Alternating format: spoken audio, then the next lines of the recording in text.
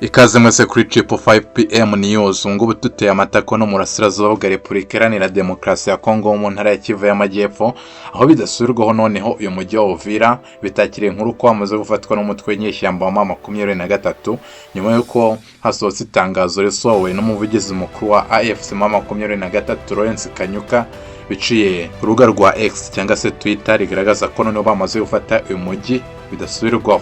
Tugiye kugaruka ku makuru akomeye cyane avuga ko ari indege y'Ububiligi yaje itwaye ibitwaro bikomeye cyane birimo drone ndetse n'amabombe, ikaba yaje igerageza kuba yaparika cyangwa se irandinga hariya ku kibuga cy'indege mpuzamahanga cya Bujumbura, ariko ntibize kugenda neza aho yagerageje inshuro 5 zose bikarangira ikoranabuhanga ritagenze neza, aho bivuga ko byose byakozwe n'uyu mutwe w'inyeshyamba wa M23 ukomeje gukoresha ibitero bikomeye cyane by'ikoranabuhanga. Bigaragara ko hariya ku kibuga cy'indege cya Bujumbura hatari umutekano uhagije mu bijyanye n'ikoranabuhanga.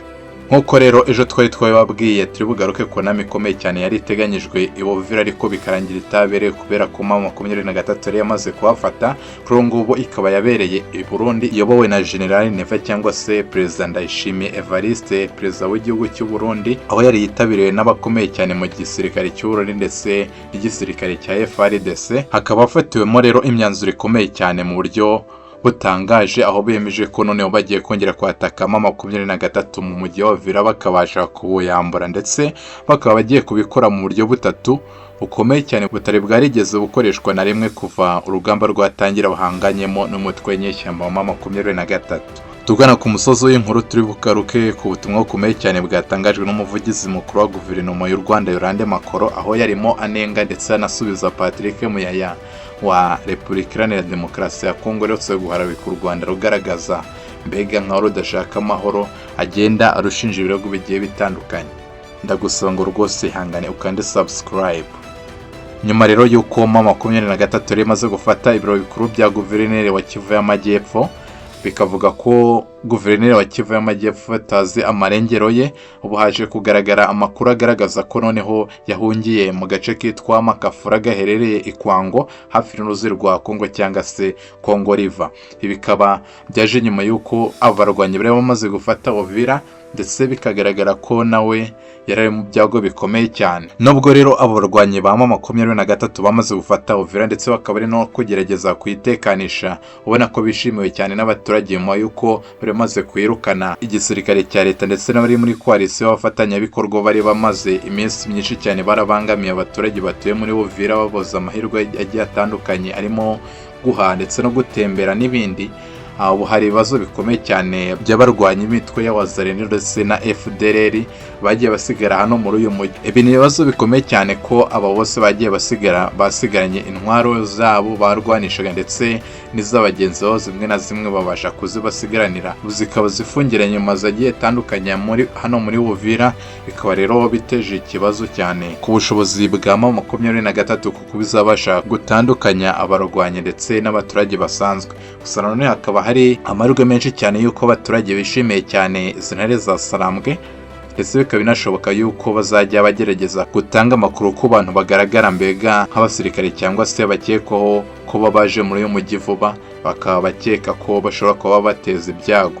Kuba rero M23 yamaze gufata no Uvira, umurwa mukuru w'intara ya Kivu y'Amajyepfo, ni amahirwe akomeye cyane agaragaza ko mu gihe baba bifuza gukomeza intambara mbega bavanza mu bice bitandukanye nka Karemi mu ntara ya Tanganyika ndetse n'ahandi, bishoboka cyane ko hano muri Uvira ari agace keza cyane kandi gashobora kuzabafasha bitewe n'uko ubufasha bwose bwahabwaga guverinoma ya Repubulika Iharanira Demokarasi ya Kongo butanzwe n'u Burundi bushobora kutazongera kwambuka mu buryo bworoshye, kubera ko inzira nyabagendwa cyangwa se inzira yari iboroheye yo guca muri Uvira yamaze gufungwa n'izi ntare za Sarama. Ibi rero bikaba ari ikibazo gikomeye cyane ku baturage b'Abarundi, kuko bivuga ko buriya Bujumbura ntacyo ibi kimaze mu gihe Uvira yaba yamaze gufatwa n'izi ntare za Sarambwe, ndetse ntabuhahirane burimo bukorwa hagati y'Abanyekongo ndetse n'Abarundi. Bikaba bigaragara ko noneho igihugu cy'u Burundi gisigaranye inzira imwe yonyine yo guhahirana n'Abatanzania, nabyo bishobora kuba bidafite amahirwe menshi cyane bitewe n'uko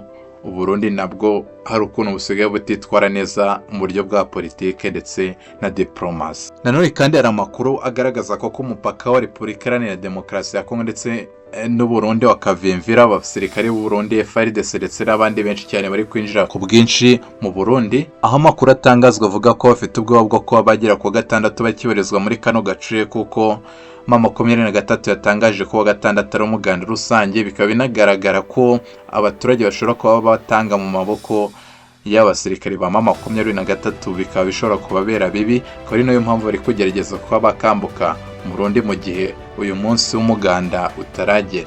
Aba basirikare rero bari kwambuka mu gihugu bagana mu gihugu cy'u Burundi, aho bari gusanga abakomando 600 ba Special Forces ba FARDC twabwiye baturutse Kinshasa, aho bari baje gufasha coalition kuba barwanya umutwe w'inyeshyamba wa M23, ariko bikaba bitaragenze neza nyuma y'uko baje basanga uyu mutwe w'inyeshyamba bamaze gufata umujyi wa Uvira. Bikaba ngombwa rero ko noneho baba komando ba Special Forces batagera muri Uvira, aho bwakomereza i Bujumbura, aho bagiye kwisuganya ndetse banafata amahugurwa atandukanye mu buryo butangaje. Bamaze no kwiga ukuntu bagiye kwataka M23 mu mujyi wa Uvira. Uburyo rero uru rugamba rwamaze gutegurwa mu buryo bukomeye cyane, biragaragara ko noneho Felix Antoine Tshisekedi Chilombo yemeye gutanga y'amafaranga menshi cyane yari arimo Uburundi, nk'ikimenyetso cyagaragazaga noneho ko abarundi batagifite gahunda yo kurwana nyuma y'uko bari bafite imishahara myinshi cyane y'ibirarane batari bagahembwa. Noneho nyuma y'uko rero Felix Antoine Tshisekedi Chilombo yari amaze kubona ko urugamba rukomeye cyane, yemeye kongera noneho amasezerano n'igihugu cy'u Burundi, akabishyura amafaranga y'ibirarane yari abarimo, ndetse akaba yabongera n'umushahara mu gihe byaba ngombwa, kugira ngo noneho bemere kongera kumufasha guhangana n'izi ntare za Sarambwe zamaze kumufatana ku mujyi ukomeye cyane wa Uvira. Urugamba rero bakaba bamaze kurutegura mu buryo bukomeye cyane, bifashishije inararibonye ndetse n'abakomando baturutse Kinshasa n'abandi baturutse mu bihugu bitandukanye, nyuma y'uko ibihugu byinshi bimaze kugaragaza ko biri mu ruhande rwa Kinshasa mu kuba barahangana n'abanyekongo ba M23 barimo baharanira uburenganzira bwabo. Urugamba mbere na mbere bakaba barateguye ko bagomba kuzakoresha ikibuga cy'indege cya Bujumbura, bagaba ibitero byo mu kirere ndetse n'ibyo ku butaka ariho bahagurukira. Gusa nanone ibi bikaba bidatanga umusaruro, kuko ikoranabuhanga rya M23 rikomeje guca ibintu hariya ku kibuga cy'indege cya Bujumbura, nyuma y'uko n'indege y'Ububiligi yagerageje kuhagwa ntibigende neza. Hakaba hibazwa rero uburyo bashobora kuzabasha gukoresha iki kibuga cy'indege cya Bujumbura nyuma y'uko batakigifite muri control, mbega badafite uburyo bwo kukigenzura ngo babe bagena ibihabera.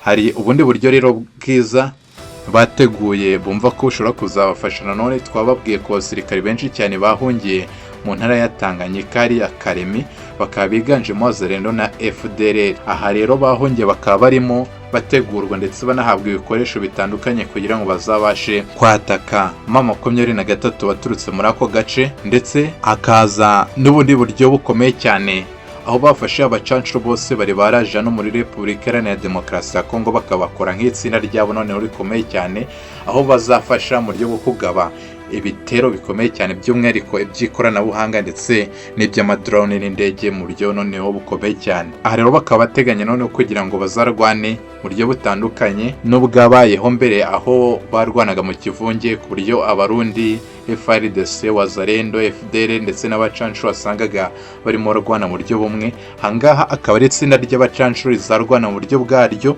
rikarwana rituruka ahantu hamwe, mbega rituruka uruhande rwaryo, kugira ngo noneho ibitero byose uko ari bitatu bizatangirire hamwe, bize bibasha kuba byagira icyo bihungabanya kuri izi ntare za Sarambwe zamaze gufata uyu mujyi wa Uvira.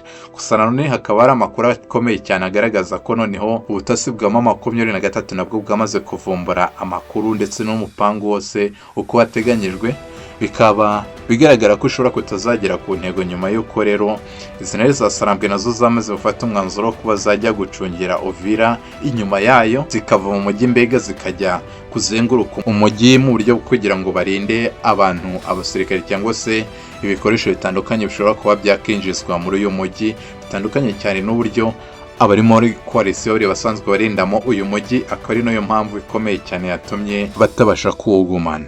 Mwakoze cyane mwebwe mwari mudukurikiye no kuri 5pm news. Ibiganiro byacu nakagaruka, basaba gukanda subscribe, like, share ndetse na comment, mukaduha ibitekerezo byanyu. Mukomeze kugira umunsi mwiza.